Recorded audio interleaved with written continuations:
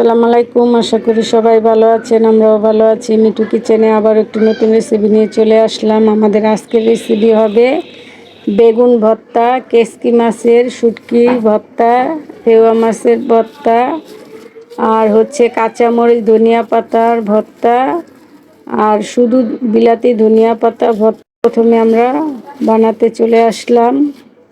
প্রথমে আমরা ফেওয়া শুটকিটা ভর্তা করে নিচ্ছি। তো প্রথমে মরিচটাকে বেটে নিল। এখন আমরা এই তো কেসকি মাছের ভর্তাগুলো এখন বানানো হয়ে গিয়েছে। তো এভাবে কেসকি মাছ দিয়ে ভর্তাটাও বানিয়ে নিব।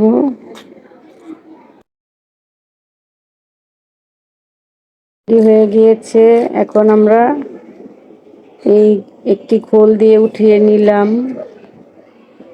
তো দেখুন আমাদের দুই ধরনের ভর্তাই কিন্তু হয়ে গিয়েছে ফেওয়া শুটকি। এখন আমরা আবারও মরিচটাকে বেটে নিব। মরিচটাকে বেটে নেওয়া হয়ে গিয়েছে। এখন আমরা এখানে বেগুনের ভর্তাটা কিভাবে করব সেটাও দেখিয়ে দিব। এই তো বেগুনের চোকলাগুলো আমরা এভাবে ছিলে নিতে হবে। তো ছিলে মরিচের সাথে মেখে নিব।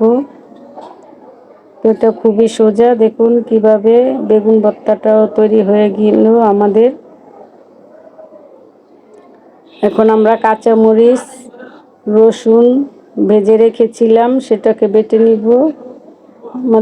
বেটে নিয়ে তারপর আমরা কাঁচামরিচ রসুন আর একটু ধনিয়া পাতা দিয়ে এটাও একটা ভর্তা তৈরি করে নিব।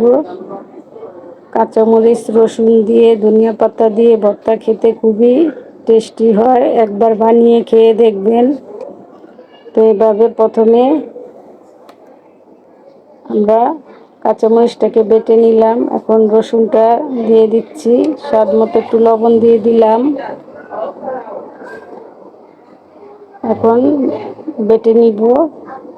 তো আমাদের রসুন কাঁচামরিচের ভর্তাটাও কিন্তু তৈরি হয়ে গেল। এখন আমরা তো খোলটা দিয়ে কেচে দিলাম। এখন আমরা আবারও মরিচটাকে বেটে নিব। এবার আমরা ধনিয়া পাতাটা ভর্তা তৈরি করব। তো বিলাতি ধনিয়া পাতা আমরা টালা ছাড়াই ভর্তা করব। দেখুন এখন মরিচটা বাটা হয়ে গিয়েছে। এখন আমরা ধনিয়া পাতাটাকেও এভাবে বেটে নিব। তো গ্রাম অঞ্চলে এভাবে ভর্তাটা তৈরি করে। আর এটা হচ্ছে একটি খোল, এটা সুপারি গাছের খোল দিয়ে আমরা তো ভর্তাটা বানানোর সময় কেচে নিতে হয়। তো যারা গ্রাম অঞ্চলে থাকেন তারা এভাবে অনেকে নেন। তো রেডি হয়ে গেল আমাদের ভর্তা 5 ধরনের।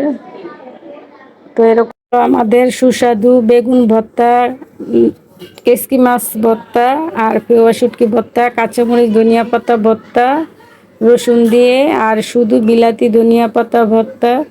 তো ভিডিওটা ভালো লাগলে অবশ্যই একটি লাইক দিয়ে দিবেন, সাবস্ক্রাইব করবেন, আমার চ্যানেলের সাথেই থাকবেন। ভালো থাকবেন, সুস্থ থাকবেন। আল্লাহ হাফেজ।